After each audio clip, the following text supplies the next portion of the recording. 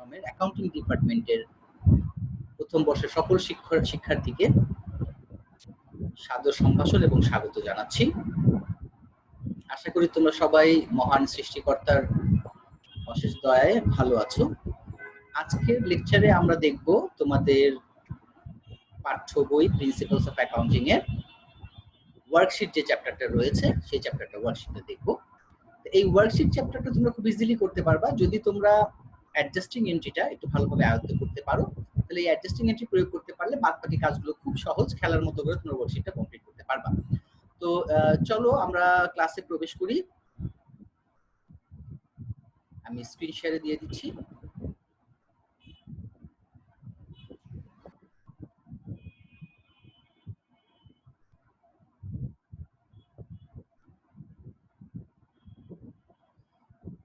So welcome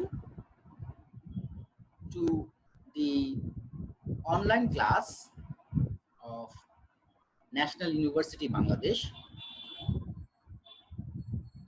আর আজকে আমরা তোমাদেরকে ওয়ার্কশিট, যদিও চ্যাপ্টারের নাম রাখা হয়েছে ওয়ার্কশিটের সাথে সাথে আমরা আরো কিছু জিনিস দেখাবো। Closing entry, reversing entry. যদি রিভার্সিং এন্ট্রিটা মুখে আমরা আলোচনা করব, ক্লোজিং এন্ট্রি এবং ফিনান্সিয়াল স্টেটমেন্ট পর্যন্ত আলোচনা করব। তো আমরা সমস্যা কালক্ষেপণ না করে চলে যাই আমাদের লেকচারে। আজকে আমাদের কন্টেন্ট একটু, আজকে লেকচারে কন্টেন্ট একটু অল্প রেখেছি, আমরা ধীরে সুস্থেই বোঝার চেষ্টা করবো। আগের যে লেকচারগুলো ছিল সেই ওই লেকচারগুলোতে আমাদের সময় সংকীর্ণ ছিল, কন্টেন্ট অনেক ছিল, এই জন্য আমরা একটু দ্রুত নিয়েছিলাম। তো আজকে আমরা চেষ্টা করবো ধীরে ধীরে বুঝে বুঝে অঙ্কগুলো করার। তো চলো আমরা প্রবেশ করি আমাদের ক্লাসরুমে। আজকের এই ক্লাস শেষে আমার প্রিয় শিক্ষার্থীবৃন্দ যারা আছে তারা ক্লাস শেষে যেটা বলতে পারবে সেটা হচ্ছে যে ওয়ার্কশিট কি বা কার্যপত্র কি সেটা ডিফাইন করতে পারবে, সংজ্ঞায়িত করতে পারবে, এবং কার্যপত্র কিভাবে প্রস্তুত করতে হয় সেটা তারা করতে পারবে। সেই সাথে ক্লোজিং এন্ট্রি, আমাদের অ্যাকাউন্টিং সাইকেলের যে পরবর্তী স্টেপগুলো রয়েছে, ক্লোজিং এন্ট্রি অর্থাৎ সমাপনী দাখিলা, সেই সমাপনী দাখিলা দিতে পারবে। সমাপনী দাখিলা দেওয়ার পরের যে স্টেপ আছে পোস্ট ক্লোজিং ট্রায়াল ব্যালেন্স অর্থাৎ সমাপনী উত্তর রেওয়ামিল, এই সমাপনী উত্তর রেওয়ামিল কিভাবে প্রস্তুত করতে হয়, পরে নিয়ম কানুন কি সেগুলো জানতে পারবে, এবং রিভার্সিং এন্ট্রি দিতে পারবে। ওকে, তো চলো আমরা সময় নষ্ট না করে আমরা চলে যাই, এক একটা করে দেখি। প্রথমে আমরা দেখব ওয়ার্কশিট কাকে বলে। ওয়ার্কশিট, যার বাংলা অর্থ হচ্ছে কার্যপত্র। আমাদের যে ম্যারিয়াম ওয়েবস্টার ডিকশনারি ছিল, ম্যারিয়াম ওয়েবস্টার ডিকশনারি সম্পর্কে আগে বলেছি, এটা 1828 সাল থেকে ইংরেজি যে শব্দগুলো রয়েছে, ইংরেজি শব্দগুলো, ওয়ার্ডগুলো রয়েছে, এই ওয়ার্ডগুলোর মিনিং বর্ণনা করতে গিয়ে এই ম্যারিয়াম ওয়েবস্টার ডিকশনারির কোনো তুলনা নেই, খুবই জনপ্রিয়। হ্যাঁ, তো ওই ডিকশনারিতে বলা হয়েছে এই ওয়ার্কিং পেপার, ওয়ার্কশিট সম্পর্কে বলা হয়েছে যে ওয়ার্কশিট হচ্ছে একটা ওয়ার্কিং পেপার। পেপার মানে হচ্ছে কাগজ বা পত্র, ওয়ার্কিং মানে হচ্ছে খসড়া। তার মানে কার্যপত্রকে ওরা বলছে যে এটা একটা খসড়া কাগজ। হ্যাঁ, ইউজড বাই অ্যান অ্যাকাউন্টেন্ট, যেটা ব্যবহার করে একজন হিসাব রক্ষক। কেন ব্যবহার করে? To assemble figures for financial statement of a business. একটা ব্যবসা প্রতিষ্ঠানের আর্থিক বিবরণী প্রস্তুত করার জন্য যে ফ্যাক্ট এবং ফিগারগুলো দরকার, যে তথ্যপাত্রগুলো দরকার, সেগুলোকে অ্যাসেম্বল করার জন্য, একত্রিত করার জন্য, একসাথে করার জন্য তারা এই কার্যপত্রটা ব্যবহার করে। অ্যাকাউন্টেন্ট ওই যে খসড়া কাগজটা ব্যবহার করে, সেটাকে বলা হচ্ছে কার্যপত্র। অর্থাৎ এই ডিকশনারি অনুযায়ী একটা ব্যবসা প্রতিষ্ঠানের আর্থিক ফলাফল নির্ণয়ের জন্য হিসাব বিজ্ঞানী, হিসাব রক্ষক, হিসাব বিশারদ যিনি আছেন প্রতিষ্ঠানের, তিনি আর্থিক বিবরণী প্রস্তুত করার জন্য যে সমস্ত ফ্যাক্ট, ফিগার বা তথ্যপাত্র দরকার, সেই তথ্যপাত্রগুলোকে একত্রিত করার জন্য যে খসড়া কাগজ ব্যবহার করেন, তারই নাম হচ্ছে ওয়ার্কশিট। এবার দেখি এক প্রখ্যাত লেখক যিনি ওয়েগান কাইসন কিমেল, ওনারা বলছেন যে এই worksheet is a multiple column form. Multiple column form অর্থাৎ ওয়ার্কশিট হচ্ছে অনেকগুলো কলাম বিশিষ্ট একটা form that may be used in the adjustment process, যা কিনা সমন্বয় প্রক্রিয়ায় ব্যবহার করা যেতে পারে, and in preparing financial statement, এবং আর্থিক বিবরণী প্রস্তুতের কাজে ব্যবহার করা যেতে পারে। অর্থাৎ একটা ওয়ার্কশিট বলতে অনেকগুলো কলাম বিশিষ্ট একটা ফর্ম, যেটা সমন্বয় প্রক্রিয়া এবং আর্থিক বিবরণী প্রস্তুতের কাজে ব্যবহার করা যেতে পারে, তাকে বলা হচ্ছে ওয়ার্কশিট। কার ভাষ্য অনুযায়ী? ওয়েগান কাইসন কিমেল অনুযায়ী। ওকে, আর এই যে ওয়ার্কশিট যেটা আমরা বলছি, এটা কিন্তু আমাদের যে অ্যাকাউন্টিং সাইকেল ছিল, অ্যাকাউন্টিং সাইকেলটা মনে আছে? হিসাব চক্র, identification of transaction, journal, ledger, trial balance, adjusting entry, adjusted trial balance, financial statement, closing entry, post closing trial balance, reversing entry, এই যে 10টা স্টেপ, এই 10টা স্টেপের কোথাও কিন্তু ওয়ার্কশিট বলা হয়নি। অর্থাৎ ওয়ার্কশিট অ্যাকাউন্টিং সাইকেলের কোনো একটা ডিরেক্ট স্টেপ নয় বা ধাপ নয়। তাহলে ওয়ার্কশিটটা কি? ওয়ার্কশিটটা হচ্ছে অ্যাকাউন্টেন্টের যে অনেকগুলো ধাপে ধাপে কাজগুলো করতে হয়, অনেকগুলো কাজকে সহজে একটা ফর্দে করার জন্য খসড়া হিসেবে একটা কাগজ ব্যবহার করা হয়। এবং এখানে ট্রায়াল ব্যালেন্স থেকে শুরু করে trial balance, adjustment, adjusted trial balance, income statement এবং স্টেটমেন্ট অফ ফাইন্যান্সিয়াল পজিশন, এই কয়েকটা ধাপ একটা কাগজের মধ্যে করা হয়, ওটাকে আমরা বলছি ওয়ার্কশিট। তো এটা কি হচ্ছে? এটা কিন্তু অ্যাকাউন্টিং সাইকেলের একটা অপরিহার্য স্টেপ নয়, এটা একটা জাস্ট কৌশল, একটা টেকনিক, যাতে করে সহজে অল্প একটা কাগজের মধ্যে অল্প সময়ের মধ্যে অনেকগুলো ধাপ একসাথে করা যেতে পারে। তাহলে এটি একটি কৌশল বা ডিভাইস যা সমন্বয়, জাবেদা সমূহ ও আর্থিক বিবরণী সমূহ সহজে প্রস্তুত করার জন্য ব্যবহৃত হয়, যেমনটি ওয়েগেন ক্যাসেল বলেছেন। ওকে, সামনে আগাই। এখন এই যে কার্যপত্র আছে, এই কার্যপত্র 3 ধরনের হয়: 8 কলাম বিশিষ্ট, 10 কলাম বিশিষ্ট এবং 12 কলাম বিশিষ্ট। তো আমরা বেশিরভাগ ক্ষেত্রে ব্যবহার করে থাকি 10 কলাম বিশিষ্ট কার্যপত্র। 10 কলাম বলতে কি 10টা কলাম থাকে? না, 10 কলাম বলতে 10টা কলাম থাকে না। প্রথমে একটা সিরিয়াল নাম্বার থাকে, তারপর একটা অ্যাকাউন্ট টাইটেল থাকে যেখানে আমরা হিসাবের নামগুলো লিখি। এরপরে টাকার কলাম থাকে 8টা, 10টা বা 12টা। তার উপরে ভিত্তি করে এটার ধরন হয়েছে, নাম হয়েছে 8 কলাম বিশিষ্ট কার্যপত্র, 10 কলাম বিশিষ্ট কার্যপত্র এবং 12 কলাম বিশিষ্ট কার্যপত্র। ঠিক আছে? তার আমরা একটু দেখে নেই। একটি 10 কলাম বিশিষ্ট কার্যপত্র যেটা আমরা নরমালি ব্যবহার করি, এর প্রথম ঘরে ক্রমিক নাম্বার থাকে, সিরিয়াল নাম্বার থাকে, দ্বিতীয় ঘরে হিসাবের নাম সমূহ থাকে যেটা আমি একটু আগে বলেছি, এবং পরবর্তী জোড়াগুলো যথাক্রমে কি কি হয়? আনঅ্যাডজাস্টেড ট্রায়াল ব্যালেন্স, এটাকে তুমি শুধুমাত্র ট্রায়াল ব্যালেন্সও বলতে পারো। অ্যাডজাস্টমেন্ট, পরের জোড়া কলামে অ্যাডজাস্টমেন্ট দেওয়া হয়, তারপরের জোড়া কলামে এই ট্রায়াল ব্যালেন্স আর অ্যাডজাস্টমেন্ট দুটো মিলে অ্যাডজাস্টেড ট্রায়াল ব্যালেন্স, এবং তারপরের জোড়া কলামে আয় বিবরণী বা ইনকাম স্টেটমেন্ট, এবং পরের জোড়া কলামে লেখা হয় স্টেটমেন্ট অফ ফাইন্যান্সিয়াল পজিশন। তাহলে মোট কথা হলো 5টা। আর জোড়া কলাম কেন বলছি? জোড়া কলাম বলছি যে প্রত্যেকটা জন্য, যেমন ট্রায়াল ব্যালেন্স, এর একটা থাকবে ডেবিটের কলাম, একটা থাকবে ক্রেডিটের কলাম, তাহলে মিলে হলো জোড়া কলাম হয়ে গেল। তাহলে 5টার জন্য 10টা জোড়া কলাম টাকার ঘর হয়ে গেল, এই জন্য সেটা হয়ে গেল 10 কলাম বিশিষ্ট ওয়ার্কশিট। ওকে, এখন 8 কলাম বিশিষ্ট তাহলে কোনটা? 8 কলাম বিশিষ্ট ওয়ার্কশিটে একটা অংশ থাকে না, যেমন অ্যাডজাস্টেড ট্রায়াল ব্যালেন্স, এটা থাকে না।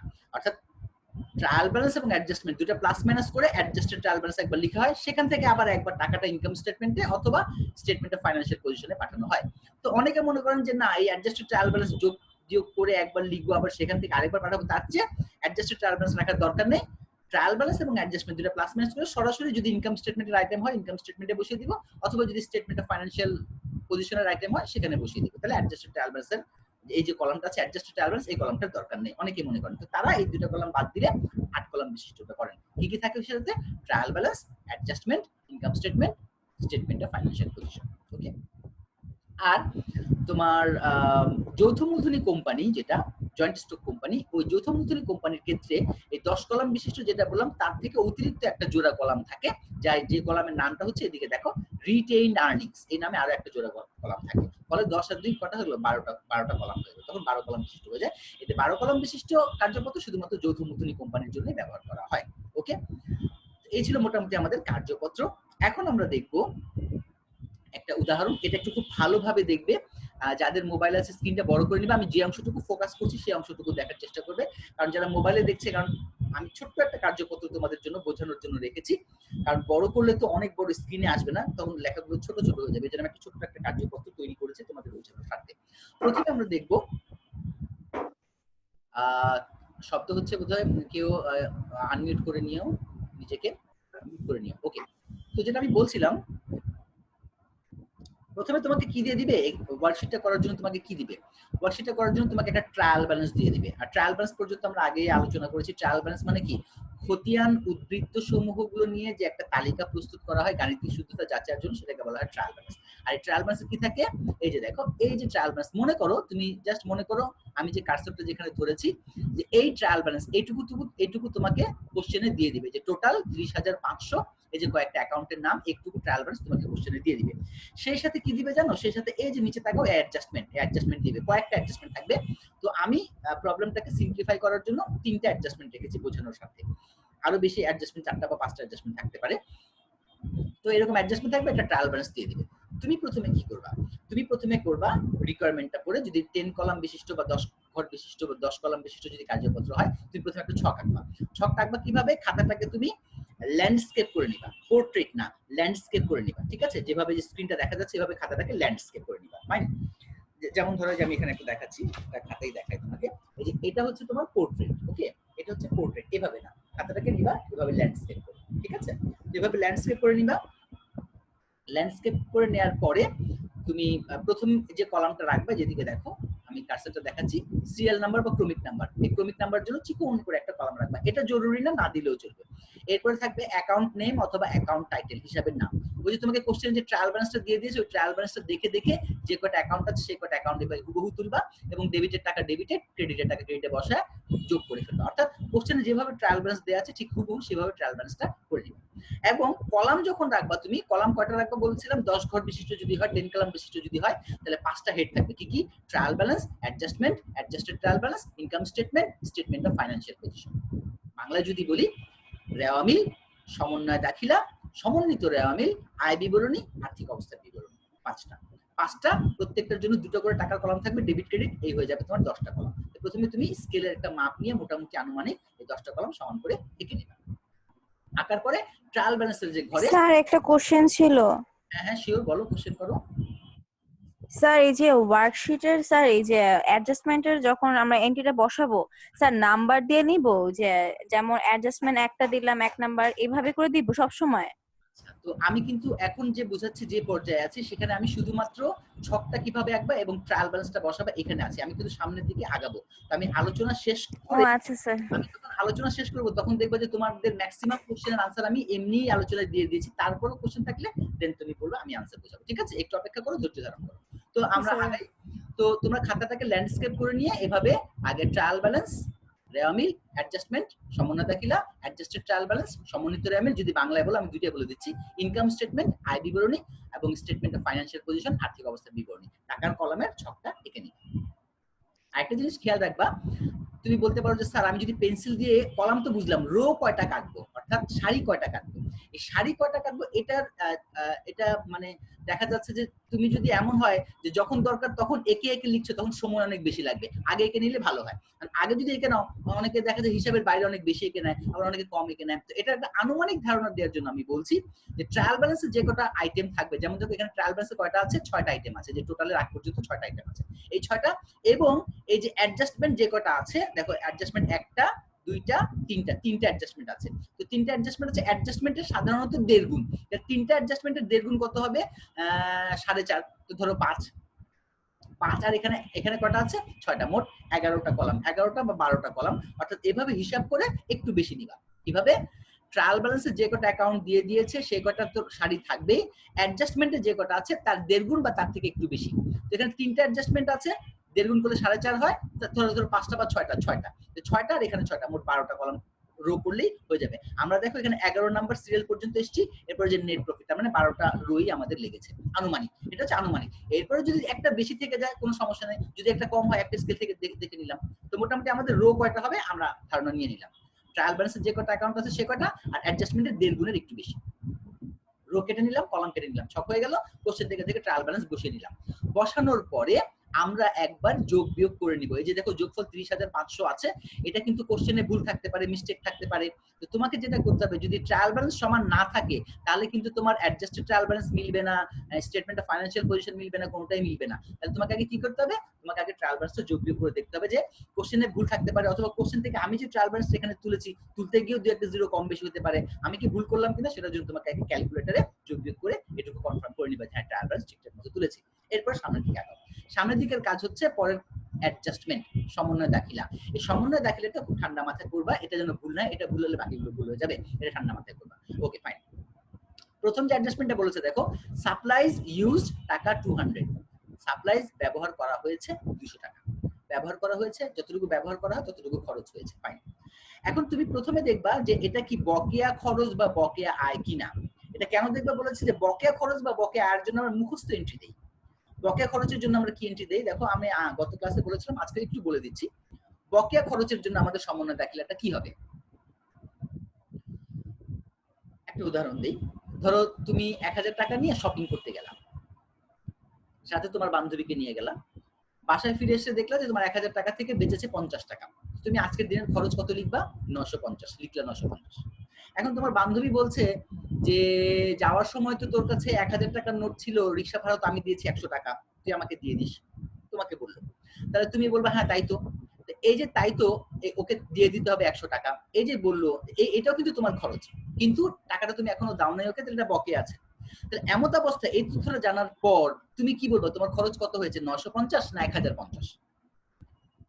একটু আগে যে কোশ্চেন করেছিলে তাকে আমি জিজ্ঞেস করছি, বলো তো তোমার খরচ কি আসলে 950 হয়েছে না 1050 হয়েছে? হ্যালো, একজন একটু আনমিউট করো। স্যার 1050। হ্যাঁ, একজন একটু সবসময় আনমিউট করে রাখবে, অন্তত একজন, যেন আমি মাঝে মধ্যে প্রশ্ন করলে তোমরা যে ক্লাসে মনোযোগ দিয়ে শুনছো কিনা সেটা যেন আমি ইয়ে করতে পারি। তো পুষ্পিতা দাস আনমিউট করেছে, একজন বা দুজন আনমিউট করে রাখবে, আমি মাঝে মধ্যে কোশ্চেন জিজ্ঞেস করবো তোমাদের অ্যাটেনশন আছে কিনা জানার জন্য। তো যাই হোক, 1050। তাহলে এই যে বকেয়া খরচ 100 টাকা ছিল, এই 100 টাকার জন্য তোমার খরচ কি বেড়ে গেল না? খরচ বেড়ে গেল। আগে ছিল হ্যাঁ স্যার। আগে ছিল 950, এখন তুমি দেখছো যে না আমার তো খরচ 950 হয়নি, হয়েছে 1050। তাহলে বকেয়া যে খরচটা থাকে, বকেয়া খরচের জন্য কিন্তু খরচের পরিমাণটা বেড়ে যায়, 950 হয়ে গেছে 1050। তাহলে বকেয়া খরচের জন্য খরচ বেড়ে যাচ্ছে। তো খরচ বেড়ে গেলে কি করতে হবে, খরচ বৃদ্ধি পেলে ডেবিট করলাম, ডেবিট। এখন এই যে 100 টাকা খরচ বাড়লো, খরচটা কিন্তু আমি এখনো দেই না, এটা বকেয়া আছে। তো বকেয়া খরচকে আমরা বলি কি, দায়, আর দায় বৃদ্ধি পেলে কি হয়, ক্রেডিট। তাহলে বকেয়া খরচের জন্য সমন্বয় দেখালে হচ্ছে খরচ ডেবিট, বকেয়া খরচ ক্রেডিট। এখন খরচের নাম যদি স্যালারি হয়, salary expense debit, salary payable credit. যদি ইন্টারেস্ট হয়, interest expense debit, interest payable credit. যদি ওয়েজেস এক্সপেন্স হয়, wages expense debit, wages payable credit. যদি ইউটিলিটিস হয়, বকেয়া, utilities expense debit, utilities payable credit. এখন বকেয়া আমরা চিনব কিভাবে? কোশ্চেন তোমাকে বলে দেবে যে salary accrued, salary unpaid, salary not paid, salary is payable. তাহলে payable, not paid, unpaid, accrued, এই সমস্ত শব্দ দিয়ে তুমি বুঝবা যেগুলো বকেয়া সম্পর্কে বলছে। ওকে, বকেয়া হলে মুখস্থ entry, expense debit, expense payable credit. কিন্তু যদি বকেয়া না হয়, দেখো সাপ্লাইজ ইউজ টাকা 200, সাপ্লাইজ ব্যবহার করা হয়েছে 200, ব্যবহার করা হয়েছে, তার মানে তো বকেয়া তো নেই, আমরা সাপ্লাইজ কিনেছিলাম সেখান থেকে ব্যবহার করেছি 200, বকেয়া নেই, তার মানে এটা অগ্রিমের এন্ট্রি হবে। আর যখনই অগ্রিমের এন্ট্রি হবে, অগ্রিমের এন্ট্রি মুখস্থ দিতে আমি বলবো না। নরমালি অগ্রিমের এন্ট্রি হচ্ছে prepaid expense debit, expense credit. অগ্রিম খরচের এন্ট্রি হচ্ছে অগ্রিম খরচ ডেবিট, খরচ ক্রেডিট। অর্থাৎ যখন টোটাল টাকাটা খরচ নামে লেখা হয় তখন অগ্রিমের এন্ট্রি হয় অগ্রিম খরচ ডেবিট, খরচ ক্রেডিট। কিন্তু উল্টোটাও হতে পারে, যদি পুরো টাকাটা অগ্রিম খরচ নামে লেখা থাকে সেক্ষেত্রে কিন্তু আবার অগ্রিম খরচ হবে ক্রেডিট, খরচ হবে ডেবিট। তাই তুমি কি করবা, যখনই দেখবা যেটা বকেয়া না, তখনই তুমি অ্যাকাউন্টটাকে খোঁজ করার চেষ্টা করবা। সাপ্লাইজ সম্পর্কে বলেছে, ট্রায়াল ব্যালেন্সে খোঁজ করে দেখো তো সাপ্লাইজটা কোথায় লেখা আছে। এই যে দেখো 5 নম্বরে লেখা আছে সাপ্লাইজ, টাকা কোথায় আছে, ডেবিটে। শুধু সাপ্লাইজের অর্থ হচ্ছে এটা প্রিপেড নামে লেখা আছে। তাহলে তোমাকে সমন্বয় করতে গেলে কি করতে হবে, এই যে সাপ্লাইজ ডেবিট আছে এটাকে করতে হবে ক্রেডিট, সাপ্লাইজ ক্রেডিট, আর সাপ্লাইজ এক্সপেন্স হবে ডেবিট। তাহলে সাপ্লাইজ হবে ক্রেডিট, সাপ্লাইজ এক্সপেন্স হবে ডেবিট। সমন্বয় দেখালে কি দাঁড়ালো, তাহলে supplies expense debit, supplies credit. এখন টাকা কোনটা বসাবো, যেহেতু এখানে ট্রায়াল ব্যালেন্সে লেখা আছে সাপ্লাইজ মানে প্রিপেড, তাহলে তোমাকে টাকাটা বসাতে হবে খরচের, টাকাটা বসাতে হবে খরচের। কত টাকা খরচ হয়েছে দেখি, এখানে বলছে সাপ্লাইজ ইউজ টাকা 200, সাপ্লাইজ ব্যবহার করা হয়েছে 200, তাহলে 200 টাকা খরচ হয়েছে, তাহলে খরচের টাকা হচ্ছে 200, এই 200 টাকা বসাবো। তাহলে আমি আবার আরেকবার বলি, যদি খরচটা বকেয়া থাকে মুখস্থ এন্ট্রি হবে, ট্রায়াল ব্যালেন্সে না দেখলেও চলবে, খরচ ডেবিট, বকেয়া খরচ ক্রেডিট। কিন্তু যদি সেটা বকেয়া না হয় তাহলে আমাকে দেখতে হবে এই অ্যাকাউন্টটা ট্রায়াল ব্যালেন্সে কি নামে লেখা আছে। কি কি নামে থাকতে পারে, প্রিপেড নামেও থাকতে পারে, এক্সপেন্স নামেও থাকতে পারে। যদি প্রিপেড নামে থাকে অবশ্যই ডেবিট দিকে থাকবে খরচটা। দেখো এই যে সাপ্লাইজ, শুধু সাপ্লাইজ মানে প্রিপেড, প্রিপেড নামে লেখা আছে, ডেবিট দিকে আছে। তোমাকে কি করতে হবে, এই প্রিপেড কে করতে হবে ক্রেডিট, এক্সপেন্স করতে হবে ডেবিট। আর যদি এটা সাপ্লাইজ এক্সপেন্স নামে লেখা থাকতো, এখানে এই যে এখানে 5 নাম্বার সাপ্লাইজ এক্সপেন্স নামে লেখা থাকতো, তাহলে সাপ্লাইজ এক্সপেন্স ডেবিট লেখা থাকতো, তোমাকে কি করতে হতো, সাপ্লাইজ এক্সপেন্স হয়ে যেত ক্রেডিট আর সাপ্লাইজ হতো ডেবিট। ঠিক আছে, এটা হচ্ছে তোমার এন্ট্রি কিভাবে দিবা সেটা। টাকা কিভাবে বসাবো, টাকা বসানোর নিয়ম হচ্ছে যদি ট্রায়াল ব্যালেন্সে প্রিপেড লেখা থাকে তাহলে তোমাকে এক্সপেন্সের টাকা বসাতে হবে, আর যদি এক্সপেন্স লেখা থাকে তাহলে প্রিপেডের টাকা বসাতে হবে। তাহলে এখানে ট্রায়াল ব্যালেন্সে কি লেখা আছে, প্রিপেড লেখা আছে, তাহলে আমাকে এক্সপেন্সের টাকা বসাতে হবে, অর্থাৎ খরচের টাকা বসাতে হবে, যত টাকা খরচ হয়েছে। কত টাকা খরচ হয়েছে, অ্যাডজাস্টমেন্টে জিজ্ঞেস করো, অ্যাডজাস্টমেন্টে বলছে ব্যবহার হয়েছে 200 টাকা, 200 টাকা বসিয়ে দিবে। এখন যদি এরকম থাকতো যে সাপ্লাইজ অন হ্যান্ড 200, সাপ্লাইজ হাতে আছে 200, তো হাতে আছে বলতে কি খরচ বুঝায় না, হাতে আছে বলছে খরচ হয়নি বুঝায়। তাহলে আমার এখানে সাপ্লাইজ লেখা আছে 500 ট্রায়াল ব্যালেন্সে, আর অ্যাডজাস্টমেন্টে বলছে মাসের শেষে অ্যাডজাস্টমেন্টে বলছে যে সাপ্লাইজ হাতে আছে 200, অর্থাৎ 500 টাকা সাপ্লাইজ এনেছিলাম কিন্তু এখন আমার হাতে আছে 200, তার মানে খরচ হয়েছে কত, বিয়োগ করে নাও 300 টাকা খরচ হয়েছে, তখন কিন্তু এক্সপেন্সেস ধরতে হইতো 300। সো তোমার মূল টার্গেটটা থাকবে যে আইটেমটা দিয়েছে সেই আইটেমটা ট্রায়াল ব্যালেন্স যদি প্রিপেড থাকে তাহলে অ্যাডজাস্টমেন্টের এন্ট্রিটা হবে প্রিপেড ক্রেডিট এক্সপেন্স ডেবিট, আর যদি ট্রায়াল ব্যালেন্স এক্সপেন্স থাকে এক্সপেন্স ক্রেডিট প্রিপেড ডেবিট। এটা গেল এন্ট্রি। টাকা যখন বসাবা তখন নিয়ম হচ্ছে ট্রায়াল ব্যালেন্স যদি প্রিপেড লেখা থাকে তাহলে এক্সপেন্সের টাকা বসাতে হবে, আর ট্রায়াল ব্যালেন্স যদি এক্সপেন্স লেখা থাকে তাহলে প্রিপেডের টাকা বসাতে হবে। ঠিক আছে, ওকে, তাহলে গেল, এটা সাপ্লাইজ গেল। তো সাপ্লাইজের কি আমরা পেলাম, অ্যাডজাস্টিং এন্ট্রি কি হবে, সাপ্লাইজ হবে ক্রেডিট আর সাপ্লাইজ এক্সপেন্স হবে ডেবিট। তো এখন আমরা দেখতে পাচ্ছি সাপ্লাইজ তো এখানে লেখা আছে, তো সাপ্লাইজ বরাবর আমরা এই অ্যাডজাস্টমেন্ট কলামে এই যে ডেবিট আছে ক্রেডিট আছে, আমরা ক্রেডিট দিকে লিখলাম 200, সাপ্লাইজ হয়ে গেল ক্রেডিট। ডেবিট হবে কি সাপ্লাইজ এক্সপেন্স। দেখো তো সাপ্লাইজ এক্সপেন্স কি এখানে আছে, এখানে 6টা অ্যাকাউন্টের মধ্যে সাপ্লাইজ এক্সপেন্স নেই। যদি অ্যাকাউন্টটা না থাকে তাহলে তোমাকে কি করতে হবে, নতুন করে অ্যাকাউন্টটা ওপেন করতে হবে। নিচে কোথায়, এই যে ট্রায়াল ব্যালেন্সের যে টোটাল টাকাটা লেখা আছে তার নিচের রোতে গিয়ে তোমাকে ওই নতুন অ্যাকাউন্টটা ওপেন করতে হবে। সাপ্লাইজ এক্সপেন্স লিখলাম ডেবিট, এই যে ডেবিট করে 200 টাকা, তাহলে তোমার অ্যাডজাস্টিং এন্ট্রি হয়ে গেল supplies expense debit supplies credit.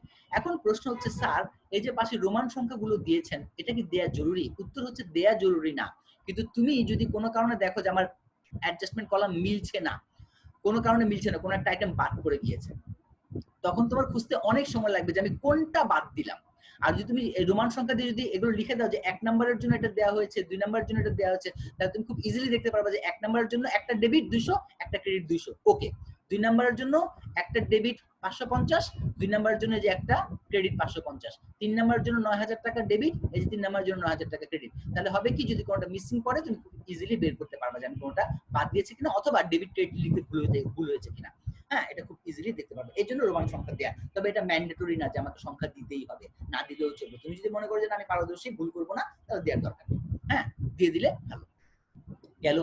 কারণ মনে রাখবে এটা কিন্তু খসড়া, এই যে বলবা যে স্যার কম্পিউটারে তো এই রোমান 1 2 দিলে এটা আমরা কাউন্ট করবো কিভাবে, অটোমেটিক তো কাউন্ট করে না, যোগ বিয়োগ করে না রোমান 1 2, এটা কিন্তু খসড়া ওয়ার্কশিট, খসড়া কাগজ, খসড়া কাগজে তুমি এটা করতে পারো, কোনো সমস্যা নেই।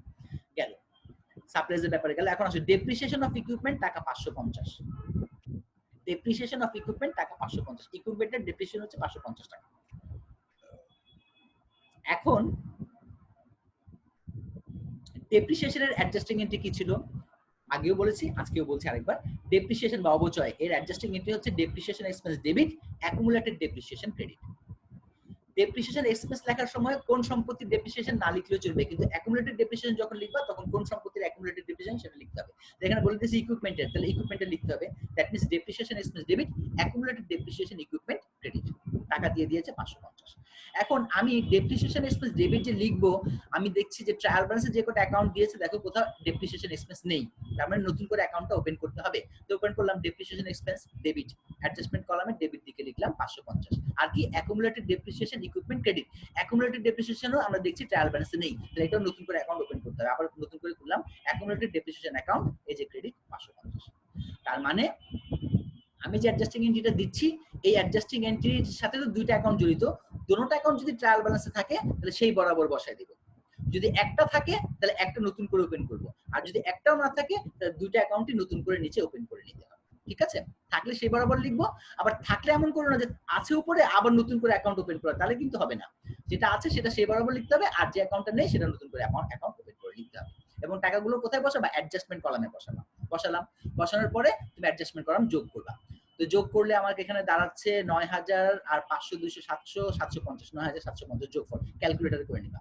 এখন যোগফলটা বসানোর সময় একটু খেয়াল রাখবা, তুমি যে কটা, ও আরেকটা তো বলি নাই, সরি একটা বলে নেই, 3 নাম্বারটা ছিল service provided but not recorded, সেবা প্রদান করা হয়েছে কিন্তু রেকর্ড করা হয়নি।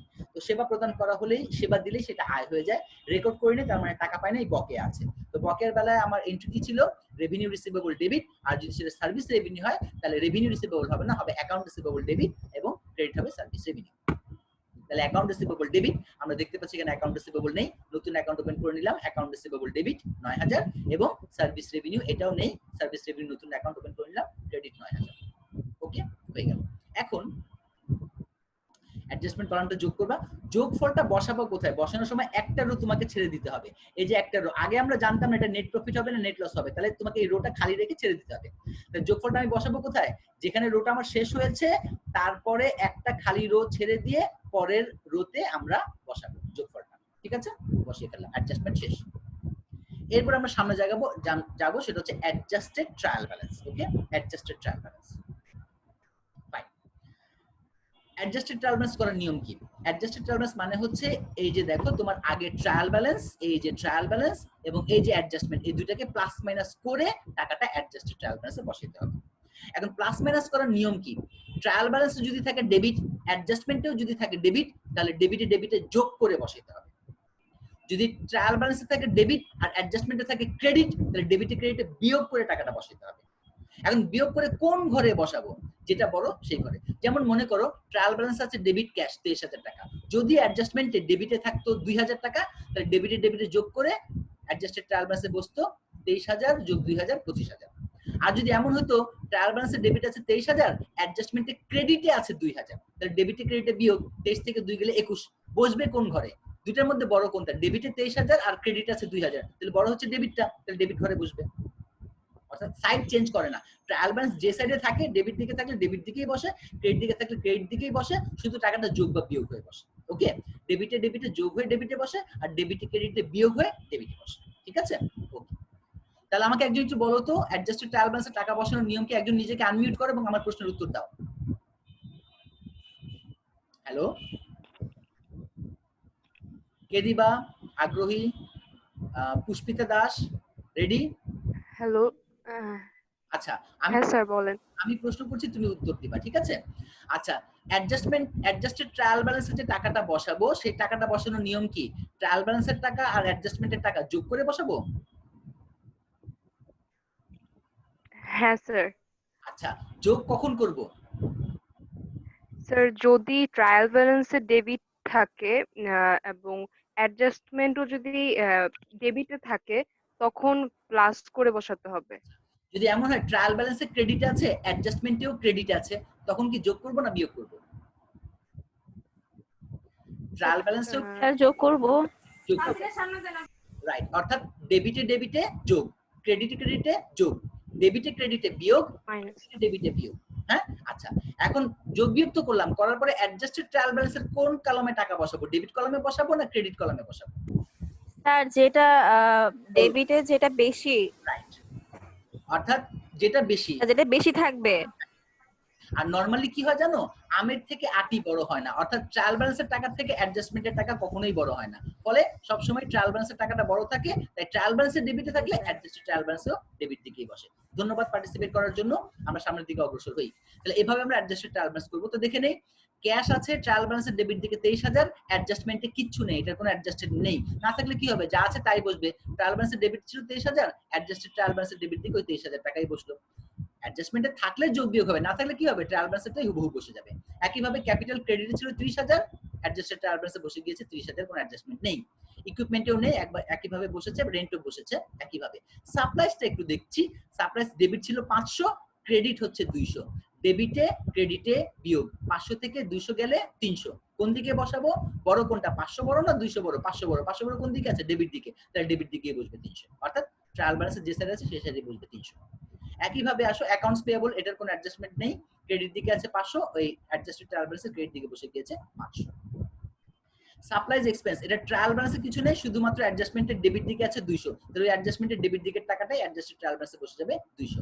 এমনি ভাবে depreciation expense, accumulated depreciation expense, account receivable এবং সার্ভিস রেভিনিউ অ্যাডজাস্টেড ট্রায়াল ব্যালেন্সে বসে গেল। বসানোর পর তোমাকে যেটা করতে হবে, সামনের দিকে আগাবা না, আগে অ্যাডজাস্টেড ট্রায়াল ব্যালেন্সটা যোগ করে দেখবা যে কোথাও ভুল আছে কিনা। তো যোগ করে দেখতে পাচ্ছি আমরা যোগফলটা 40,050 এবং 40,050 দুই দিকে সমান মিলে যাবে। যদি ঠান্ডা মাথায় যোগ বিয়োগটা করবা, যোগ বিয়োগ যদি ভুল না হয় এবং ডেবিট ক্রেডিটে বসানো যদি ভুল না হয়, তাহলে দুই দিকে অটোমেটিক্যালি মিলে যাবে। এখানে একই কাজ করবো, যে একটা রো ছেড়ে দিয়েছিলাম, সেই রোটা ছেড়ে দিয়ে তোমাকে যোগফলটা বসাইতে হবে, কারণ ওই রোটা রাখা হয়েছে নেট প্রফিট বা নেট লস জানার জন্য। ফাইন, এখন আমরা সামনের দিকে আগে।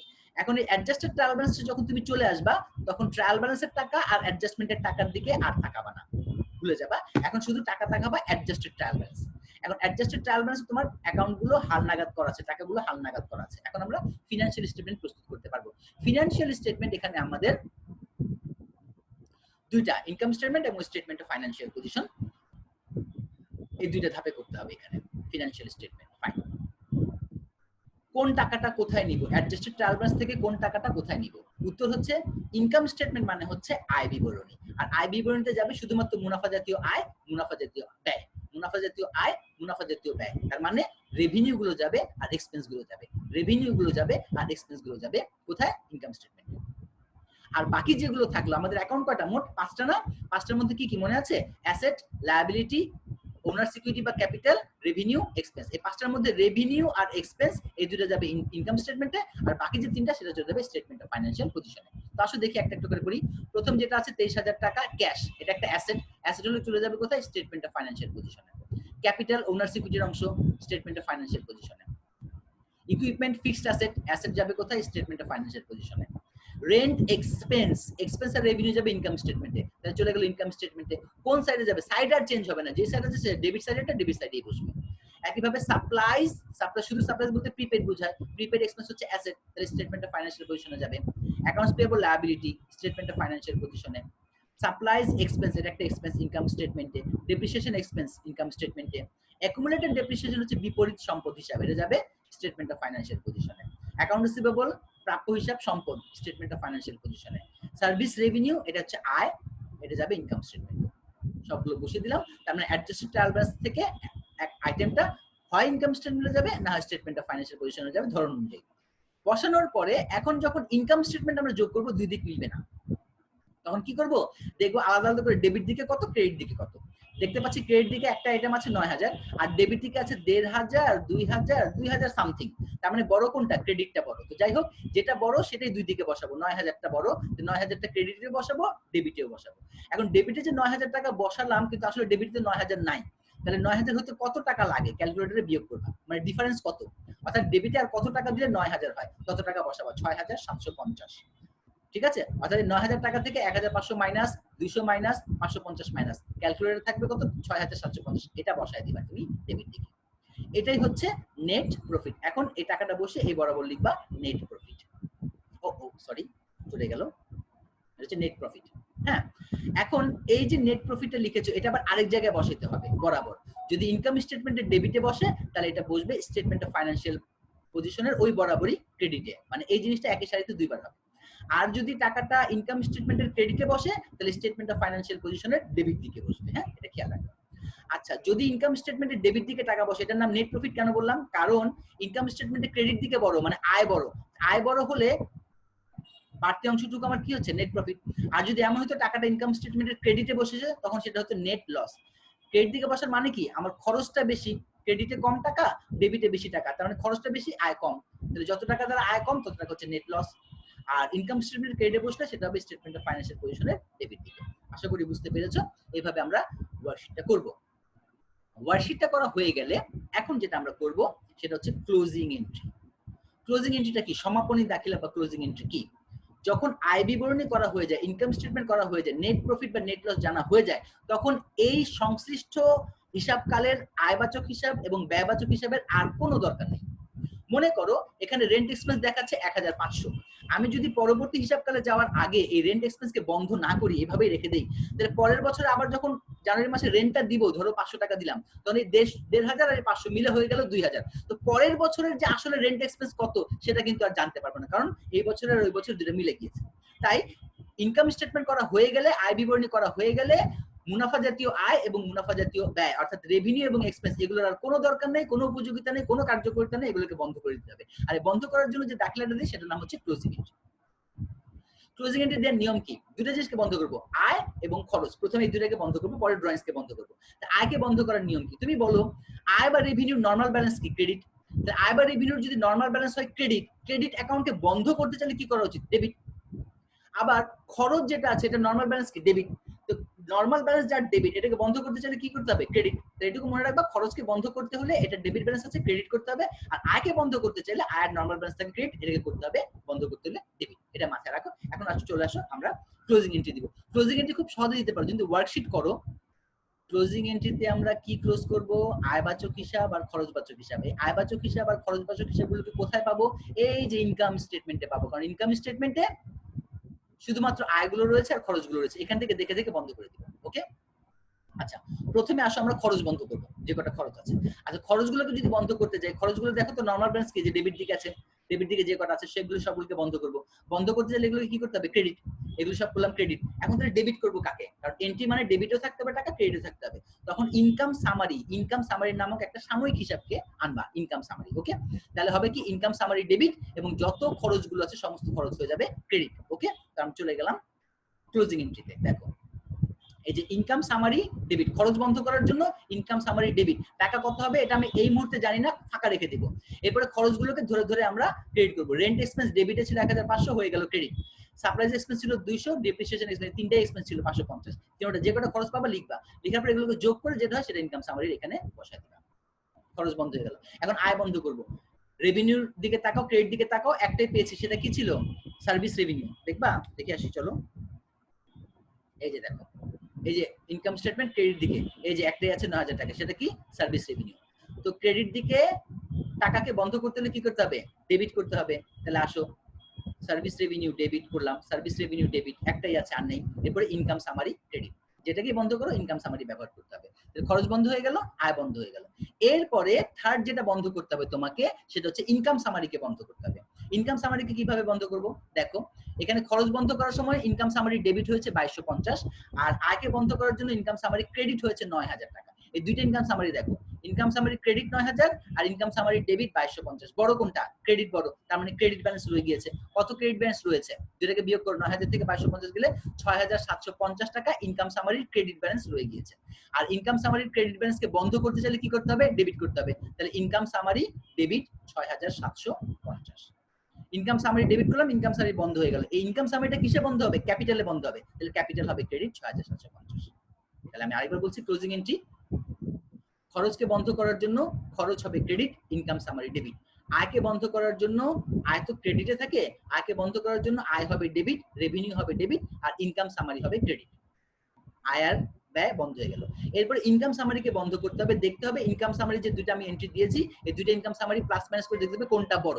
যদি ক্রেডিটটা বড় হয় তাহলে ইনকাম সামারি হবে ডেবিট, ক্যাপিটাল ক্রেডিট। আর যদি ইনকাম সামারি ডেবিটটা বড় হয় তাহলে বন্ধ করার সময় হবে ইনকাম সামারি ক্রেডিট আর ক্যাপিটাল হবে ডেবিট। তিনটা হয়ে গেল।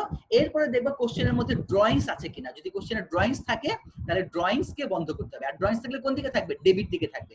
ড্রয়িংস ডেবিট দিকে থাকলে এটাকে বন্ধ করতে হলে হবে ড্রয়িংস হবে ক্রেডিট আর ক্যাপিটাল হবে ডেবিট। আমি এন্ট্রিটা দিয়ে রেখেছি, কিন্তু এই অঙ্কের মধ্যে আমাদের ড্রয়িংস ছিল না, তাই এটাকে আর বন্ধ করা লাগলো না। তোমাদেরও ড্রয়িংস না থাকলে এন্ট্রি দিবা না, কিন্তু আমি এটা যেহেতু বুঝাচ্ছি এই জন্য আমরা দিয়ে দিয়েছি যে যদি ড্রয়িংস থাকে তাহলে ডেবিট দিকে থাকবে, ওটাকে বন্ধ করার জন্য করবা ক্রেডিট আর ক্যাপিটাল করে ফেলবা ডেবিট।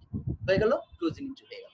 এরপর হচ্ছে post closing trial balance. Post closing trial balance বলতে কি বোঝায়? এই ক্লোজিং এন্ট্রি দেওয়ার পরে যে ব্যালেন্স গুলো রয়ে গেল সেগুলো দিয়ে একটা ট্রায়াল ব্যালেন্স করা। তো এখন আমরা আবার একটু ব্যাক করব। দেখো একটু ব্যাক করে যাচ্ছি, এদিকে দেখো আমরা দেখো যে অ্যাডজাস্টেড ট্রায়াল ব্যালেন্স ছিল, এই অ্যাডজাস্টেড ট্রায়াল ব্যালেন্স থেকে আয়বাচক হিসাব এবং ব্যয়বাচক হিসাবগুলোকে ইনকাম স্টেটমেন্টে পাঠিয়েছিলাম এবং সেগুলোকে বন্ধ করে দিয়েছি। এগুলো বন্ধ করার পর আমাদের কোন কোন অ্যাকাউন্টে রয়ে গিয়েছে যেগুলো স্টেটমেন্টে ফাইন্যান্সিয়াল পজিশনে পাঠিয়েছিলাম সেগুলো রয়ে গিয়েছে। তার মানে কি ক্যাশ অ্যাকাউন্ট রয়ে গিয়েছে, ক্যাপিটাল রয়ে গিয়েছে, ইকুইপমেন্ট রয়ে গিয়েছে, এগুলো রয়ে গিয়েছে। এগুলো দিয়ে অর্থাৎ স্টেটমেন্ট অফ ফাইন্যান্সিয়াল পজিশনের যে অ্যাকাউন্টগুলো আছে এইগুলো দিয়ে যে আমরা ট্রায়াল ব্যালেন্সটা তৈরি করবো সেটার নাম হচ্ছে পোস্ট ক্লোজিং ট্রায়াল ব্যালেন্স। অর্থাৎ ক্লোজিং এন্ট্রি দেওয়ার পর যে ট্রায়াল ব্যালেন্স সেটা হচ্ছে পোস্ট ক্লোজিং ট্রায়াল ব্যালেন্স। টাকাগুলো কোত্থেকে নিব? এই স্টেটমেন্ট অফ ফাইন্যান্সিয়াল পজিশন থেকে নিব। তা কি কি আছে দেখো, ক্যাশ 23000 ডেবিট। ওকে, তা লিখলাম এই যে ক্যাশ 23000 ডেবিট।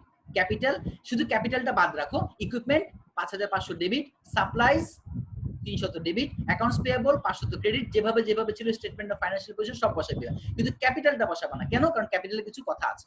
কি কথা আছে? ক্যাপিটাল এখানে ছিল 30000 টাকা, কিন্তু আমরা যখন এই যে ক্লোজিং এন্ট্রিটা দিলাম, দেখো এই ক্লোজিং এন্ট্রি দেওয়ার সময় দেখো এই যে দেখো ক্যাপিটালটা ক্রেডিট হয়েছে 6750। তাহলে ট্রায়াল ব্যালেন্সে ছিল স্টেটমেন্ট অফ ফাইন্যান্সিয়াল পজিশনে ক্যাপিটাল ছিল 30000 আর এখানে ক্রেডিট হয়েছে আরো 6750। তো এখানে 30000 ক্রেডিট আর এখানে 6750 আরো ক্রেডিট, তাহলে হয়ে গেল 36750। আবার যদি ড্রয়িংস থাকতো, ড্রয়িংস করার সময় আবার ক্যাপিটাল ডেবিট হতো, তো ক্যাপিটাল ডেবিট হলে আবার ওটা মাইনাস করে লিখতে হতো। ঠিক আছে, তাহলে ওই ক্যাপিটাল সেই সাথে এখানে যে ক্যাপিটালটা প্লাস ক্রেডিট ডেবিট হয়েছে এগুলো প্লাস মাইনাস করে যেটা হবে সেটা তোমাকে এখানে ক্যাপিটালে বসাতে হবে। তো এখানে ছিল 30,000 আর 6,750 36,750 ক্যাপিটাল বসাবে। শুধু এটা একটু প্লাস মাইনাস করে বসাতে হবে, আর বাদ বাকি সবগুলো স্টেটমেন্ট অফ ফাইন্যান্সিয়াল পজিশন যেভাবে আছে সেভাবে বসিয়ে দিবা, বসে যোগ করে ফেলবা, পোস্ট ক্লোজিং ট্রায়াল ব্যালেন্স হয়ে যাবে। ওকে, এই হচ্ছে আমাদের লেকচার শেষ। এখন তোমরা কোনো প্রশ্ন করতে চাইলে করতে পারো। সময়ের স্বল্পতার কারণে রিভার্সিং এটা আজকে হলো না, আগামী ক্লাসে আমরা করব। তোমাদেরকে আমরা সবাইকে আনমিউট করছি, তোমরা কোনো প্রশ্ন থাকলে sir yes please. Sir recording গুলো দিবেন না? আচ্ছা, রেকর্ডিং গুলো বেসিক্যালি এটা জাতীয় বিশ্ববিদ্যালয়ের ওয়েবসাইটে থাকবে, তোমরা জাতীয় বিশ্ববিদ্যালয়ের ওয়েবসাইটে গিয়ে এই এই রেকর্ডিং গুলো তোমরা পাবে, ঠিক আছে? আর হচ্ছে সবগুলো স্যার বুঝলাম না, জাতীয়